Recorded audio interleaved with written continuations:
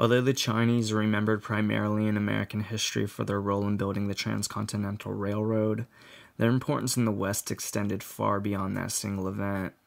Chinese immigrants who came to work on the railroads, mines, and fields were part of a global Chinese diaspora that sold contract Chinese laborers and Chinese women as indentured laborers and sex workers who lived little better than slaves. From the 1840s to the 1870s, Chinese immigrants, free or contracted, moved to Australia, Southeast Asia, Peru, Cuba, and California.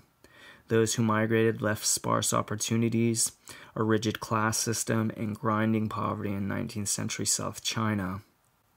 Businesses often sought out Chinese workers for their cheap and exploitable labor with the assumption that they would eventually return to China.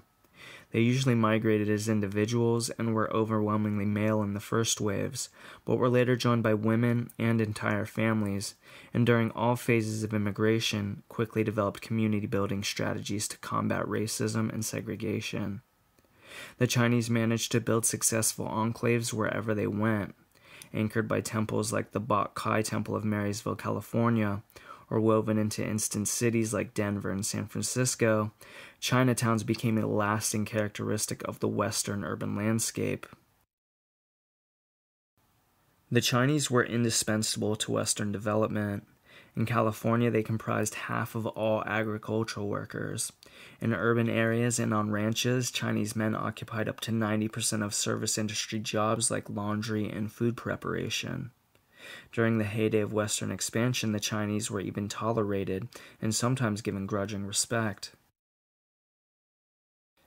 But starting in the 1870s, anti-Chinese sentiment increased as the Western economy gained importance. In a pattern that repeated throughout the 20th century, communities and industries built by the cheapest foreign labor source turned against these workers once they achieved community and economic stability. The Australians set precedent for Americans to follow by enacting Chinese exclusion acts as early as the 1850s. Urged along by white labor organizers, anti-Chinese leagues, and community leaders, Western states passed laws limiting Chinese opportunities and rights through the 1870s. State laws and political enthusiasm prompted the U.S. Congress to pass the Chinese Exclusion Act in 1882. The act, which nominally suspended immigration, was renewed and tightened over the years until harsh immigration restrictions enacted in the early 1920s ended virtually all Asian immigration to the U.S.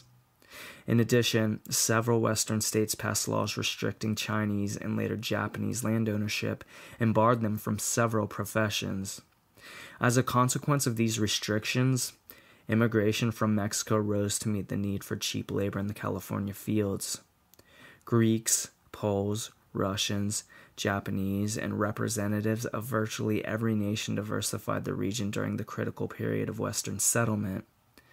None of these groups would have come to the West without the systemic support for settlement and industry provided by the U.S. federal government. In the West, the federal government developed the core legislative and administrative institutions of a powerful modern nation.